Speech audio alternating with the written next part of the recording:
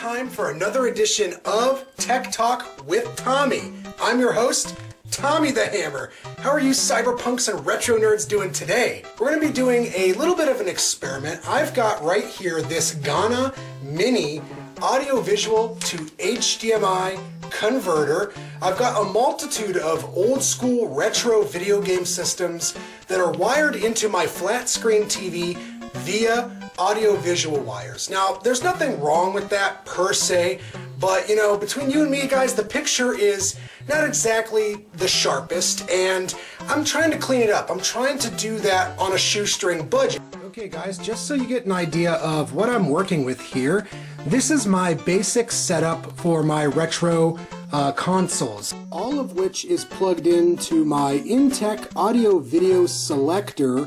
Okay guys, we're going to go ahead and do an unboxing of this Gana Mini. And like I said, I had to get this on Amazon. You can't really stumble upon something like this at the local Walmart. At least I don't think so. And it arrived pretty quickly, so I'm impressed by that. Okay, so as it turns out guys, I didn't have an HDMI cord. So I had to go out and purchase one. I guess the lesson here is make sure you have all of the required cords before you start filming a YouTube video. Okay guys, I gotta get behind this behemoth of a TV. Good thing I got plenty of booze to kill the time.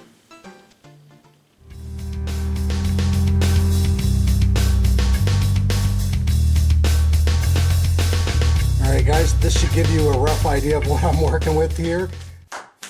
Okay guys, easy peasy, lemon squeezy. That wasn't very long at all. So hooking that thing up to my flat screen is kind of a breeze.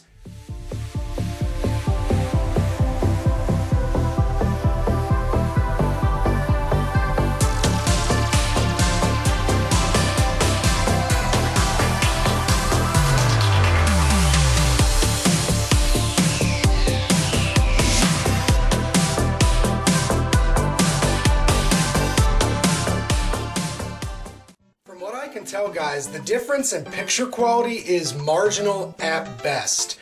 In my opinion, I feel like I notice a slight difference. The picture quality on certain games just kind of comes across a little more appealing than it would with the audio-visual wires. I don't know if this is exactly the best way to go, and I actually understand why people download, emulators and ROMs. It's just easier to play your old school favorites that you grew up, playing as a child when it's at your fingertips, when you're sitting at a desktop or a laptop, and all you gotta buy is, a video game controller that goes into an HDMI port. It's super easy, and I understand it completely. Anyways, guys, I've got beers to drink and video games to play. I hope I've been informative to you guys. Until the next time, tune in to Neon Trash.